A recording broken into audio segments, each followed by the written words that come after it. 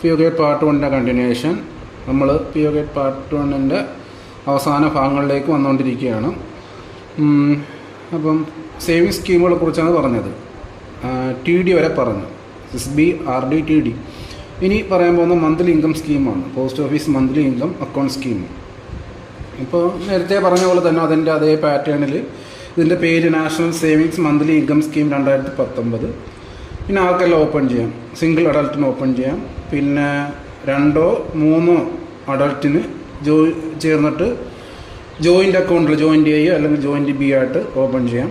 പിന്നെ മൈനർ 10 വയസ്സായ മൈനർക്ക് അത് സ്വന്തം പേരിൽ, പിന്നെ മൈനറിൻ്റെ പേരിൽ ഗോഡിയന്, പിന്നെ അൺസൗണ്ട് മൈൻഡുള്ള പേഴ്സൻ്റെ പേരിൽ guardian. Account can be open by ക്യാഷോ ചെക്കോ വഴി നമുക്ക് അക്കൗണ്ട് ഓപ്പൺ ചെയ്യാം. പിന്നെ interest will be paid monthly, അതും അറിയാമല്ലോ, അത് ഇൻട്രസ്റ്റ് മന്ത്ലി ഇൻകം സ്കീമാണ്. അപ്പോൾ അത് നമ്മൾ അടയ്ക്കുന്ന തുകയ്ക്ക് ഇൻട്രസ്റ്റ് മന്ത്ലി വന്നുകൊണ്ടിരിക്കും. പിന്നെ പറയുന്ന മിനിമം 1000 ഇൻ മൾട്ടിപ്പിൾസ് ഓഫ് 1000, അതായത് 1000 TT 1000 × 1000 അങ്ങനെയാണ് അതിൻ്റെ ഡെപ്പോസിറ്റ് പോകുന്നത്. മറ്റേ നമ്മളെന്താ TDക്കകത്ത് 1000 D400 അങ്ങനെ ഒരു കോഡ് വെച്ചിട്ട് നമ്മൾ 1000 × 100 എന്ന് ഓർത്തിരുന്നു. ഇത് TT ആണ്, മിസ് TT, അതായത് നമുക്കൊരു തീറ്റി മിസ്സായ എന്നുള്ളൊരു ചെറുത് അങ്ങനെ ഓർത്ത് വെച്ചാൽ മതി. അപ്പം miss MIS monthly income scheme എന്ന് പറഞ്ഞാൽ TT 1000 × 1000 അങ്ങനെയാണ് അതിൻ്റെ ഇത് പോകുന്നത്. 1000 × 1000 വെച്ച് എത്ര പോകാമെന്ന് വെച്ചാൽ അതിന് ലിമിറ്റുണ്ട്. Maximum 9 lakhs in single account ആകുമ്പോഴത്തേക്ക് 9 ലക്ഷം. മറ്റേ ജോയിൻ്റ് അക്കൗണ്ടിൻ്റെ കേസ് ആകുമ്പോഴത്തേക്ക് 15 ലക്ഷം രൂപ. പിന്നെ പറയുന്നത് മെച്യൂരിറ്റി പീരീഡ് 5 വർഷം. പിന്നെ നോമിനേഷൻ മാൻഡേറ്ററി ആണ്. അക്കൗണ്ട് ട്രാൻസ്ഫർ ചെയ്യാം ഒരു പോസ്റ്റ് ഓഫീസിൽ നിന്ന് മറ്റൊരു പോസ്റ്റ് ഓഫീസിലേക്ക്. Any number of accounts can be open in any post office subject to maximum, അതായത് എത്ര അക്കൗണ്ട് വേണമെങ്കിലും നമുക്ക് ഓപ്പൺ ചെയ്യാം. ആ ഒരു മാക്സിമം ലിമിറ്റിനനുസരിച്ച്, ഏതാ ഒരു 9 ലക്ഷം 15 ലക്ഷം ആ ഒരു ലിമിറ്റ് ഉണ്ടല്ലോ, ആ ലിമിറ്റിനനുസരിച്ച് നമുക്ക് എത്ര വേണമെങ്കിലും നമ്പർ ഓഫ് അക്കൗണ്ട്സ് നമുക്ക് ഓപ്പൺ ചെയ്യാം. ആ ലിമിറ്റ് ഇങ്ങനെ മെയിൻ കണക്ക് എന്തോ ലിമിറ്റിന് ഒരു ഇത് വെക്കണമെന്നർത്ഥം. പിന്നെ പറയുന്നത് premature closure after 1 year but before 3 years at the discount of, അതായത് പ്രൊമച്ചർ ക്ലോഷർ 1 വർഷം കഴിഞ്ഞുണ്ട്. ആ 1 വർഷം കഴിഞ്ഞും 3 വർഷത്തിനുള്ളിലും ആണെങ്കിൽ 2% ഡെപ്പോസിറ്റിൽ നിന്ന് ഡിസ്കൗണ്ട് ചെയ്തിട്ടാണ് നമുക്ക് കിട്ടുക. 3 വർഷം കഴിഞ്ഞിട്ടാണെങ്കിൽ 1% ഡിസ്കൗണ്ട് കുറച്ചിട്ടും. അതായത് പ്രിമച്വർ ക്ലോഷർ 1 വർഷം കഴിഞ്ഞ് ചെയ്യാം. അപ്പോൾ ആ ഒരു ക്ലോഷർ എന്ന് പറഞ്ഞാൽ 1 വർഷത്തിനും 3 വർഷത്തിനും ഇടയിലാണെങ്കിൽ അതിന് 2% ഡെപ്പോസിറ്റ് അത് കുറയ്ക്കുക. എന്നാൽ 3 വർഷം കഴിഞ്ഞിട്ടാണ് PMC ചെയ്യുന്നതെങ്കിൽ അതിന് 1% ഡിസ്കൗണ്ട് ചെയ്തിട്ട് നമുക്ക് തരത്തുള്ളൂ. അപ്പോൾ കുറവാണ്, 1% ഡിസ്കൗണ്ടേ ഉള്ളൂ. പിന്നെ interest can be drawn through auto credit in to savings account through ECS, അതായത് ഇലക്ട്രോണിക് ക്ലിയറൻസ് സർവീസ് വഴി നമുക്ക് ആ മന്ത്ലി വരുന്ന ഇൻട്രസ്റ്റ് സേവിങ്സ് അക്കൗണ്ടിലേക്ക് ഓട്ടോ ക്രെഡിറ്റ് ചെയ്യാം. ECS എന്ന് വെച്ചാൽ നമ്മൾ നേരത്തെ ഡീറ്റെയിൽ ആയിട്ട് പഠിച്ചിട്ടുണ്ട്. എന്താണ് ECS, ഇലക്ട്രോണിക് ക്ലിയറൻസ് സർവീസ് എന്ന് പറയുന്നത് കഴിഞ്ഞാൽ നമുക്കിങ്ങനെ എന്തോ ECS ഡെബിറ്റും ഉണ്ട് ക്രെഡിറ്റും ഉണ്ട്. അതായത് നമുക്കിപ്പം എന്തോ EMI ഒക്കെ പിടിച്ചു പോകുന്ന കണക്കത്തുള്ള ഓട്ടോമാറ്റിക്കായിട്ട് പിടിച്ചു പോകുന്നില്ലേ, അത് ECS ഡെബിറ്റ്. ക്രെഡിറ്റ് എന്ന് പറയുമ്പോഴത്തേക്കും ഇങ്ങനെ മാസം ഉള്ള ഈ മന്ത്ലി ഇൻകം സ്കീമിൽ നിന്നുള്ള ഇൻട്രസ്റ്റുകൾ ഇങ്ങനെ ഓട്ടോമാറ്റിക്കലി നമ്മുടെ അക്കൗണ്ടിലോട്ട് ഇങ്ങനെ വന്നുകൊണ്ടിരിക്കും. അതാണ് അങ്ങനെ ആ ഒരു ECS വഴി ഇങ്ങനെ ഈ ഇൻട്രസ്റ്റ് നമ്മൾ ഓട്ടോമാറ്റിക്കലി നമ്മുടെ സേവിങ്സ് അക്കൗണ്ടിലോട്ട് വന്നുകൊണ്ടിരിക്കും. അപ്പോൾ ഇത്രയേ ഉള്ളൂ ഈ മന്ത്ലി ഇൻകം സ്കീമിൻ്റെ കേസിൽ പറയാനുള്ളത്. ഞാൻ ഓർത്തിരിക്കാൻ ഇമ്പോർട്ടൻ്റ് എന്ന് പറയുന്നത് 1000 × 1000, അത് നമ്മൾ ആ കോഡ് വെച്ച് ഓർത്തിരുന്നു. പിന്നെ മാക്സിമം ലിമിറ്റ് 9 lakhs 15 lakh, അത് കഴിഞ്ഞ ഇതിന് തൊട്ട് മുമ്പ് നിലനിന്ന് റേറ്റ് ചെയ്യുന്ന ചേഞ്ച് ചെയ്തിട്ടുണ്ട്, അതുകൊണ്ട് ചോദിക്കാൻ സാധ്യതയുണ്ട്. അപ്പോൾ മാക്സിമം സിംഗിൾ അക്കൗണ്ടിന് 9 lakhs ആണ് അതിൻ്റെ ലിമിറ്റ്, ജോയിൻ്റ് അക്കൗണ്ട് 15 lakhs. പിന്നെ മെച്യൂരിറ്റി നമുക്ക് അറിയാമല്ലോ, 5 വർഷം മെച്യൂരിറ്റി പീരീഡ്. പ്രിമച്വർ ക്ലോഷറിൻ്റെ കേസിലൊരു കാര്യം, 1 വർഷത്തിനും 3 വർഷം കഴിയുമ്പോൾ 2% ഡിസ്കൗണ്ട് ചെയ്തിട്ടാണ് തരുന്നത്. 3 വർഷം കഴിഞ്ഞാൽ 1% ഡിസ്കൗണ്ട് ചെയ്തിട്ടാണ് തരുന്നത്. അപ്പോൾ അത്രയുമ്പോഴത്തേക്കും മിസ് തീർന്നു. അടുത്ത പറയാൻ പോകുന്നത് സീനിയർ സിറ്റിസൺ സേവിങ്സ് സ്കീം. അതിൻ്റെ പേരെന്ന് പറയുന്നത് സീനിയർ സിറ്റിസൺസ് സേവിങ്സ് സ്കീം 2019. ഇത് എന്ന് പറയുന്നത് കുറച്ച് എക്സ്ട്രാ ഡീറ്റെയിൽസ് വരുന്നതാണ്. അതായത് SBRD TD MIS ഇതുവരെ പറഞ്ഞതൊക്കെ ഒരു പാറ്റേൺ പിന്തുടരുന്നതാണ്. ഏകദേശം ഒരേ കാര്യങ്ങളൊക്കെ തന്നെ പറഞ്ഞു പോകുന്നത്. പക്ഷേ ഇതിനകത്ത് കുറച്ച് വ്യത്യാസം വരുന്നുണ്ട്.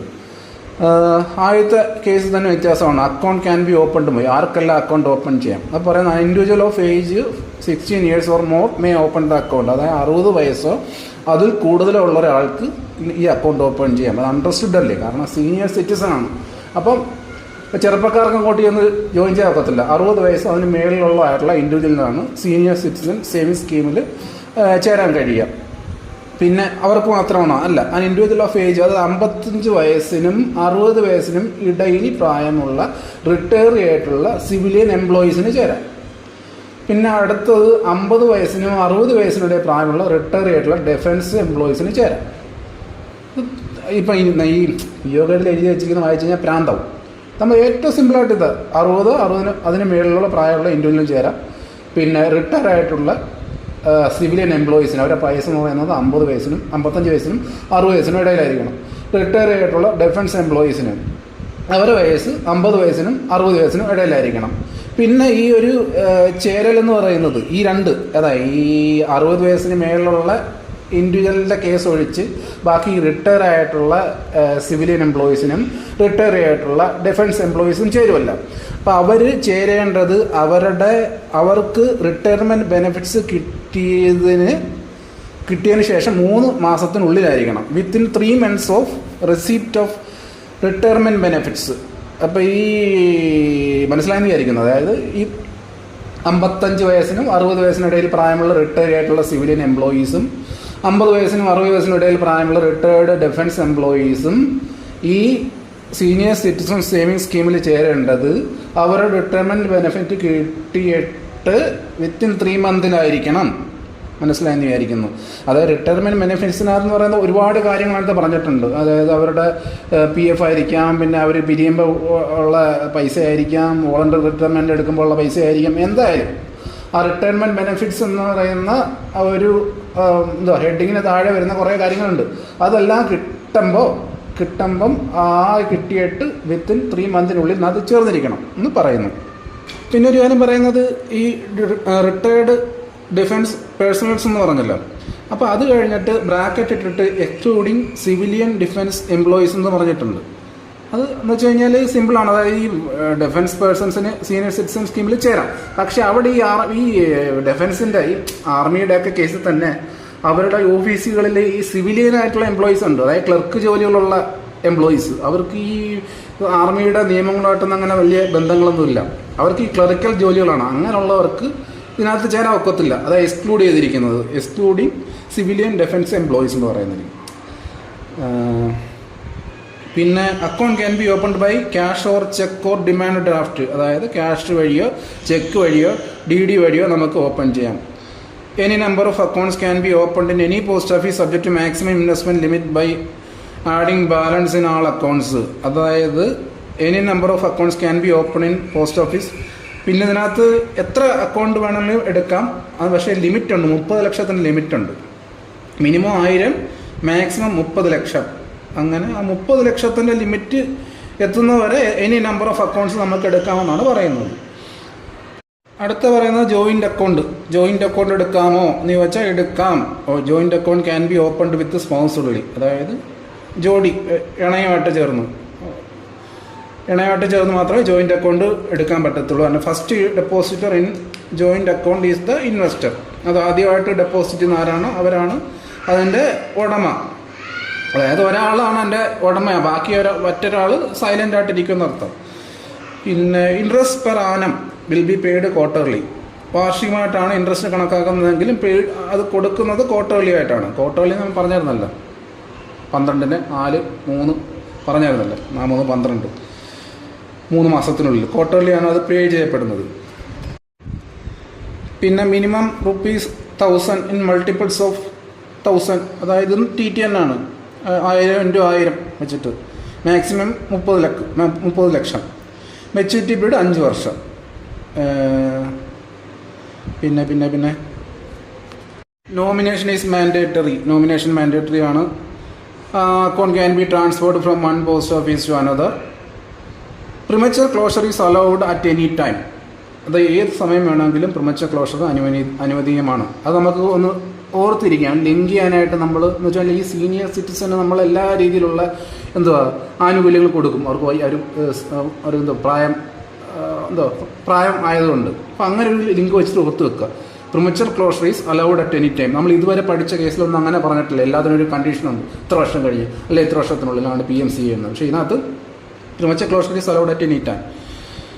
പിന്നെ പക്ഷേ കണ്ടീഷനുണ്ട്. ചുമ്മാ അങ്ങ് തോന്നാണ്ടൊക്കെ അങ്ങനെ എടുക്കുകയല്ല. കണ്ടീഷൻ വെച്ചിട്ടാണ് പറയുന്നത്. If PMC is before 1 year the interest paid on the account will be recovered. PMC ചെയ്യുന്നത് 1 വർഷത്തിന് മുമ്പാണെങ്കിൽ ഇൻട്രസ്റ്റ് അക്കൗണ്ടിന് വന്നിട്ടുള്ള ഇൻട്രസ്റ്റ് റിക്കവർ ചെയ്യും, എന്നിട്ടാണ് തിരിച്ചു തരിക.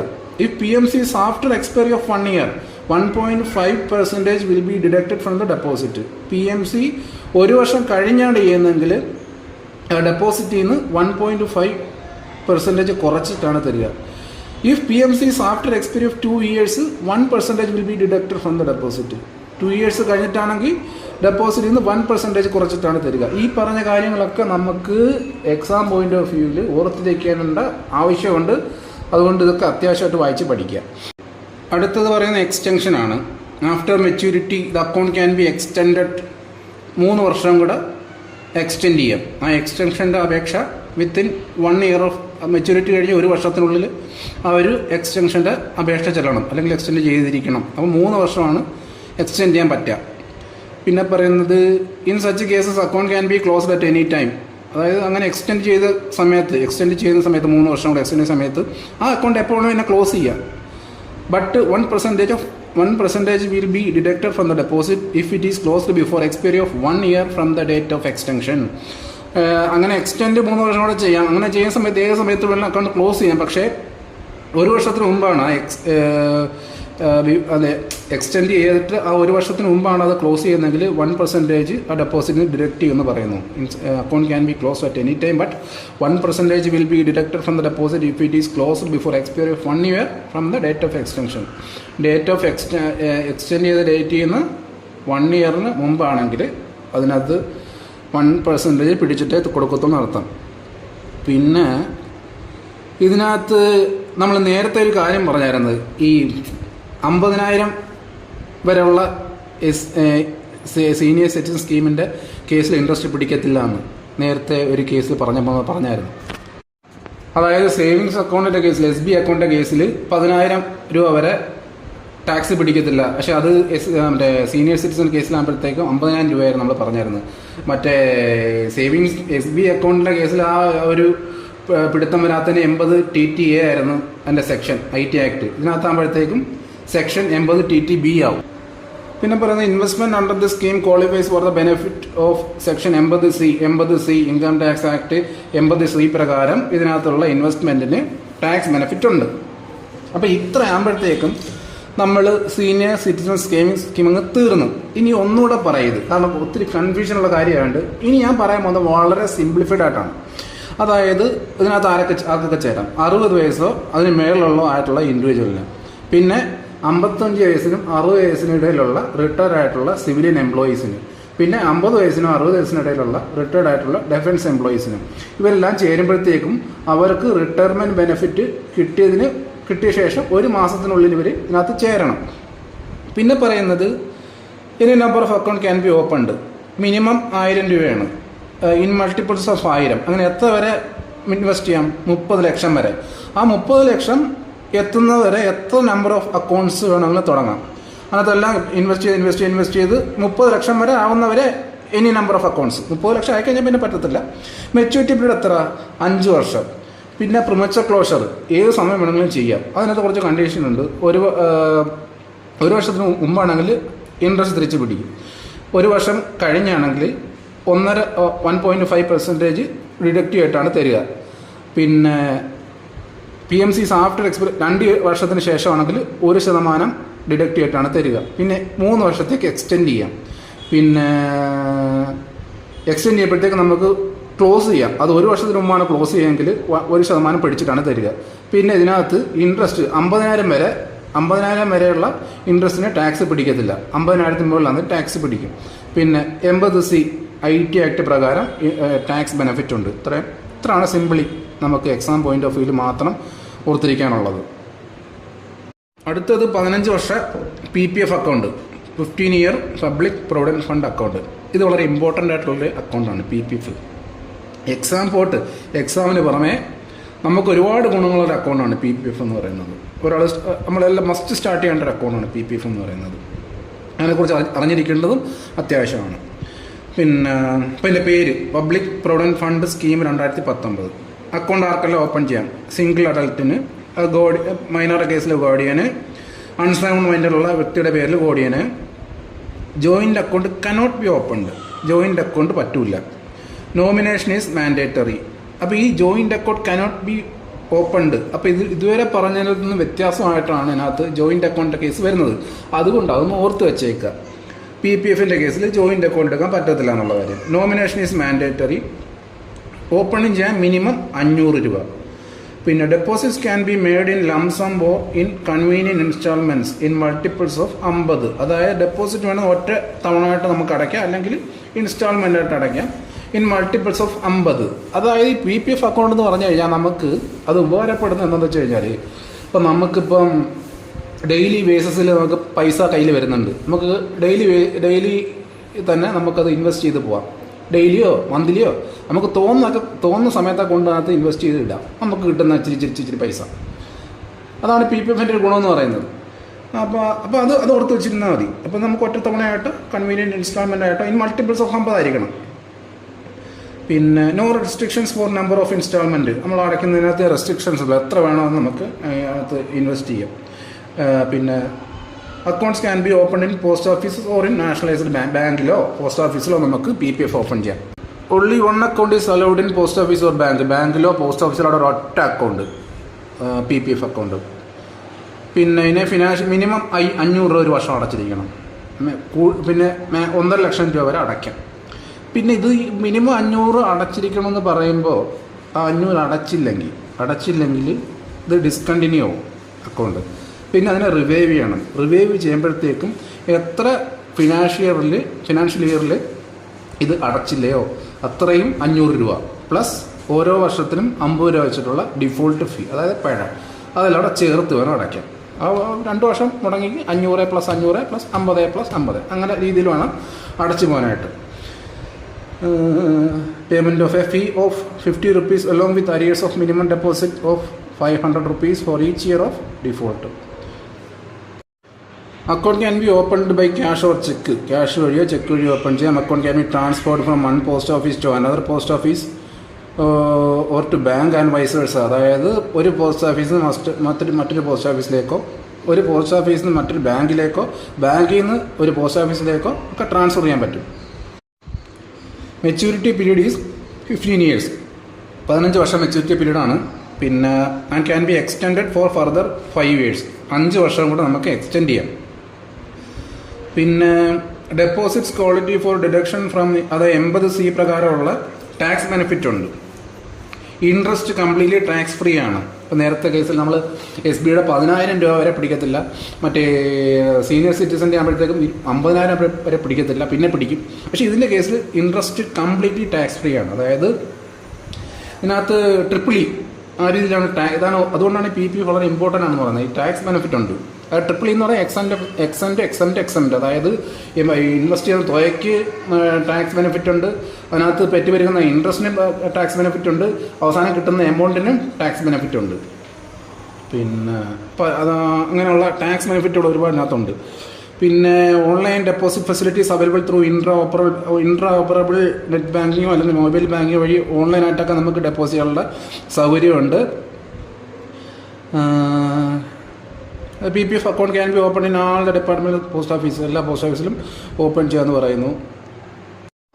എക്സ്റ്റെൻഡ് ചെയ്യുന്ന കാര്യം പറഞ്ഞപ്പോഴത്തേക്കും 5 വർഷം കൂടെ എക്സ്റ്റെൻഡ് ചെയ്യാം. 5 വർഷം കൂടെ എക്സ്റ്റെൻഡ് ചെയ്യുമ്പോഴത്തേക്കും ആ എക്സ്റ്റൻഷൻ എന്ന് പറയുന്നത് മെച്യൂരിറ്റി കഴിഞ്ഞ് 1 വർഷത്തിനുള്ളിൽ അതിൻ്റെ കാര്യങ്ങളൊക്കെ നടക്കണം, അതിൻ്റെ ആപ്ലിക്കേഷൻ കൊടുക്കുന്ന കാര്യങ്ങളൊക്കെ. എന്നിട്ട് അദ്ദേഹത്തിന് ഫർദർ ഡെപ്പോസിറ്റ് ചെയ്യാതെ തന്നെ വെറുതെ അതങ്ങ് എക്സ്റ്റെൻഡ് ചെയ്യാനേ പറ്റുമെന്ന് പറയുന്നു. ഇനി അടുത്ത സെക്ഷൻ ലോണിനെ കുറിച്ച് പറയാം. ലോൺ എടുക്കാം PPFൽ. at any time after the expiry of 1 year, 1 year ശേഷം, but before expiry of 5 years, 5 വർഷത്തിന് മുന്നേ ലോൺ എടുക്കാം. എത്ര ലോൺ എടുക്കാം? 25 maximum not exceeding 25% of the amount that stood to his credit at the end of the second year immediately preceding the year in which the loan is applied for. എന്ന് വെച്ച് കഴിഞ്ഞാൽ simply നമ്മൾ exam ബേസിൽ പഠിച്ചു വെച്ചിരിക്കുക, ആ ഒരു ബാലൻസിൻ്റെ 25% കൂടാതെ ഒരു തുകയ്ക്ക് നമുക്ക് ലോൺ എടുക്കാം.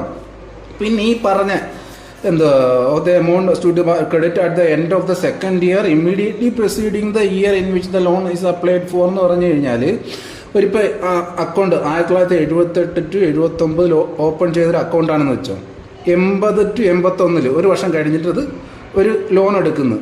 അപ്പം അതിനകത്ത് ലോൺ എടുക്കേണ്ട തുകയുടെ maximum 25% of the balance on 31/3/1979. ആ 31/3/1979 ബാലൻസിൻ്റെ 25%. അതാണ് ഈ പറഞ്ഞിരിക്കുന്നത് the credit at the end of the second year immediately preceding the year in which the loan is applied for. മനസ്സിലായെന്ന് വിചാരിക്കുന്നു. ഇതിനകത്ത് ആ 25% ഓഫ് ദ ബാലൻസ് ഇത് കൂടാതെ ഒരു തുകയ്ക്ക് എന്ന് ഓർത്തിരുന്നാൽ മതി. ബാക്കി ആവശ്യമുണ്ടെങ്കിൽ മാത്രം ചിന്തിച്ച് നോക്കാം. അടുത്തത് ലോൺ എടുത്ത് ഇനി ലോൺ തിരിച്ചടയ്ക്കണ്ടേ? ലോൺ തിരിച്ചടയ്ക്കുമ്പോഴത്തേക്കും before the expiry of 36 months from the first day of the month following the month in which the loan is sanctioned. അതായത് 36 മാസത്തിനുള്ളിൽ ആ ഒരു ലോണ് തിരിച്ച് അടച്ചിരിക്കണം. അതിൻ്റെ ഡേറ്റ് സ്റ്റാർട്ടാവുന്നതാണ് എപ്പോൾ തൊട്ടാണ് ആ 36 months സ്റ്റാർട്ടാവുന്നതാണ് പിന്നുള്ള ആ ഒരു വലിച്ചു നീട്ടിയ സെൻറ്റൻസ് പറഞ്ഞിരിക്കുന്നത്. From the first day of the month following the month in which the loan is sanctioned. Loan സാങ്ഷനായ മന്തിൻ്റെ ഫോളോയിങ് ചെയ്തുള്ള മന്തിൻ്റെ ഫസ്റ്റ് ഡേ തൊട്ടുള്ള 36 months ആ ലോൺ തിരിച്ചടച്ചിരിക്കണം എന്നാണ് പറഞ്ഞിരിക്കുന്നത്. Provide that repayment may be made either in one lump sum or in installment. തിരിച്ചടവ് തവണയായോ ഒറ്റ തടവായിട്ടോ നമുക്ക് തിരിച്ചടയ്ക്കാമെന്ന് പറയുന്നു. If the loan is not prepaid, ആ ലോൺ തിരിച്ചടച്ചില്ല എങ്കിൽ interest on the amount of loan outstanding shall be changed at 6% per annum instead of at 1%. അങ്ങനെ loan തിരിച്ചടച്ചില്ലെങ്കിൽ 1% എന്നുള്ള ആ ലോൺ എമൗണ്ടിൻ്റെ ഇൻട്രസ്റ്റ് ഉണ്ടല്ലോ അതങ്ങ് 6% മാറും എന്ന് പറഞ്ഞിരിക്കുന്നു. അടുത്ത വിഡ്രോവൽ ഫ്രം അക്കൗണ്ട്. വിഡ്രോവൽ ചെയ്യാം അക്കൗണ്ടിൽ നിന്ന്. അത് any time after the expiry of 5 years, 5 വർഷം കഴിഞ്ഞ് കഴിഞ്ഞാൽ നമുക്ക് അക്കൗണ്ടിൽ നിന്ന് പാർഷ്യലായിട്ട് വിഡ്രോവൽ ചെയ്യാം. അപ്പോൾ എമൗണ്ട് എന്ന് പറഞ്ഞാൽ 50% കൂടരുത്. ബാലൻസിൽ നിന്നുള്ള 50% കൂടാത്തൊരു എമൗണ്ട് നമുക്ക് വിഡ്രോവൽ ചെയ്യാം. പിന്നെ അങ്ങനെ വിഡ്രോ ചെയ്യുമ്പോഴത്തേക്കും കുറച്ച് കണ്ടീഷനുണ്ട്. അതായത് ഈ ലോണൊക്കെ അതുവരെ എടുത്തിട്ടുള്ള ലോണൊക്കെ പക്കയായിട്ട് ക്ലിയർ ആയിട്ട് വേണം അടുത്ത ഈ വിഡ്രോളിനുള്ള അപേക്ഷ കൊടുക്കാൻ. അല്ല ലോണും അടച്ചിട്ടില്ല ഒന്നും അടച്ചിട്ടില്ല എന്നിട്ട് അങ്ങോട്ട് വിഡ്രോൾ ചെയ്യുന്നാൽ അത് തരത്തില്ല. പിന്നെ ഇങ്ങനെ ഒരു വിഡ്രോൾ എന്ന് പറയുന്നത് once in a year എടുക്കാം നമുക്ക്. അപ്പോൾ അത്രയേ ഉള്ളൂ ഈ വിഡ്രോളിൻ്റെ കേസിൽ നമ്മൾ ഓർത്തിരിക്കാനുള്ളത്. പിന്നെ അടുത്ത premature closure of the account. PF premature closure എന്ന് പറയുന്നത് വളരെ ടൈറ്റാണ്. അതങ്ങനെ പെട്ടെന്നൊന്നും അങ്ങനെ പ്രിമച്വർ ക്ലോഷർ തരത്തില്ല. കാരണം അതിനകത്ത് ടാക്സ് ബെനിഫിറ്റ് ഉള്ളതാണ്. ടാക്സ് ബെനിഫിറ്റ് ഉള്ളതൊന്നും അങ്ങനെ ഈസിലി പ്രിമച്വർ ക്ലോഷർ ചെയ്യാൻ പറ്റത്തില്ല. അപ്പം 5 വർഷത്തിന് ശേഷം പ്രിമച്വർ ക്ലോഷർ ചെയ്യാം. പക്ഷേ അതിനകത്ത് ഒരുപാട് കണ്ടീഷൻസ് ഉണ്ട്. ആ കണ്ടീഷൻസാണ് താഴെ പറയുന്നത്. അതായത് treatment of life threatening diseases of the account ഹോൾഡർക്കുള്ള എന്തെങ്കിലും അസുഖങ്ങൾക്കുള്ള ചികിത്സയ്ക്ക്, അതിന് അദ്ദേഹത്തിൻ്റെ സ്പൗസിന് ഇങ്ങനെ ഏതെങ്കിലും അസുഖം, അല്ലെങ്കിൽ അദ്ദേഹത്തെ ആശ്രയിച്ചിരിക്കുന്ന കുട്ടികൾക്കോ പേരൻസിനോ ഒക്കെ ഇത് എന്തെങ്കിലും അസുഖം ലൈഫ് ത്രെട്ടനിങ് ഡിസീസ് വരുമ്പോഴത്തേക്കും അതിന് തക്കതായിട്ടുള്ള സപ്പോർട്ടിങ് ഡോക്യുമെൻറ്റ്സും മെഡിക്കൽ റിപ്പോർട്ട്സൊക്കെ സമർപ്പിച്ചിട്ട് പ്രിമച്വർ ക്ലോഷർ ചെയ്യാം. അടുത്തത് higher education of the account holder. അദ്ദേഹത്തിനോ അക്കൗണ്ട് ഹോൾഡറിനോ ഡെപ്പൻഡന്റ് ചിൽഡ്രനോ ഒക്കെ ഹയർ എഡ്യൂക്കേഷൻ വേണമെങ്കിൽ പ്രിമച്വർ ക്ലോഷർ ചെയ്യാം. അപ്പോൾ ഡോക്യുമെൻ്റ് കൊടുക്കണം. Production of documents and fee ബില്ലുകൾ in confirmation of admission in a recognised institute of higher education in India or abroad. അതായത് വിദേശത്തോ ഇന്ത്യയിലുള്ള ആ ഇൻസ്റ്റിറ്റ്യൂട്ടിൻ്റെ ഫീ ബില്ലുകൾ അതുപോലത്തെ ഡോക്യുമെൻറ്റ്സ് എല്ലാം പക്കയായിട്ട് കൊടുത്തിട്ട് വേണം ഒരു PMC മേടിക്കാനായിട്ട്. പിന്നെ on change in residency status of the account ഹോൾഡറിൻ്റെ റെസിഡൻസി സ്റ്റാറ്റസ് താമസം മാറുമ്പോഴത്തേക്കും അതും പാസ്പോർട്ടിൻ്റെ കോപ്പി പിന്നെ വിസ ഒക്കെ സമർപ്പിച്ചിട്ട് വേണം PMC മേടിക്കാൻ. അങ്ങനെ PMC വളരെ ടൈറ്റാണ് PPFന്. പിന്നെ പറയുന്നത് 5 വർഷത്തിന് ഉള്ളിൽ ഒരിക്കലും PMC ചെയ്തു തരത്തില്ല. പിന്നെ PMC ചെയ്തു തരുമ്പോഴത്തേക്കും interest in the account shall be allowed at a rate which shall be lower by 1%. 1% interest rate കുറച്ചിട്ടാണ് നമുക്ക് തരിക. അപ്പോൾ ഇത്ര ആകുമ്പോഴത്തേക്കും PPF തീർന്നു.